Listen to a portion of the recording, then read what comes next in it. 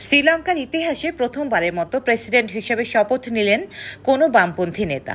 প্রায় 2 বছরেরও বেশি সময় পর নির্বাচিত প্রেসিডেন্ট পেল দ্বীপরাষ্ট্র শ্রীলঙ্কা। ঐতিহাসিক দ্বিতীয় দফার ভোট গণনা শেষে দেশটির প্রেসিডেন্ট নির্বাচনে জয়ী হন 55 বছর বয়সী বামপন্থী রাজনীতিবিদ অনুরাকুমারা দিশানায়েকে। শ্রীলঙ্কার অর্থনৈতিক সংকটের পর এটাই তাদের প্রথম নির্বাচন।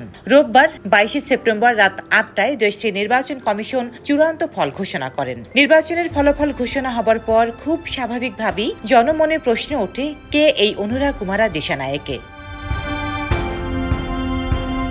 শ্রীলঙ্কার এই নতুন প্রেসিডেন্টের পুরো নাম দিশানায়েকে মুদিয়ান সেলাগে অনুরাকুমারা দিশানায়েকে। দেশটির রাজধানী কলম্বো থেকে প্রায় 170 কিলোমিটার দূরে অনুরাধাপুরা জেলার থাম্বুতেগামা গ্রামে 1968 সালের 24 নভেম্বর এক নিম্ন মধ্যবিত্ত পরিবারে দিশানায়েকের জন্ম। বাবা ছিলেন একজন দিনমজুর ও মা গৃহিণী। শৈশব থেকে কঠোর অধ্যাবসায়ের মাধ্যমে তিনি কেলানিয়া বিশ্ববিদ্যালয় থেকে বিজ্ঞানের ডিগ্রি অর্জন করেন। ছাত্র জীবনেই তিনি রাজনীতিতে সক্রিয় হন এবং 1987 থেকে 1989 সালের জেডিপির সশস্ত্র আন্দোলনে যুক্ত হন।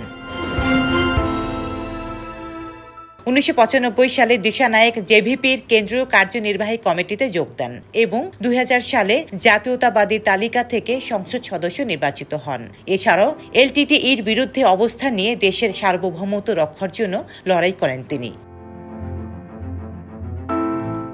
সিংহলি, তামিল এবং মুসলিম সহ সমস্ত শ্রীলঙ্কাবাসীর জন্য এ এক নতুন শুরু। দেশটিতে নবজাগরণ আসবে বলে আশাবাদী নতুন এই প্রেসিডেন্টের। ডেস্ক রিপোর্ট, সাম্প্রতিক দেশকাল।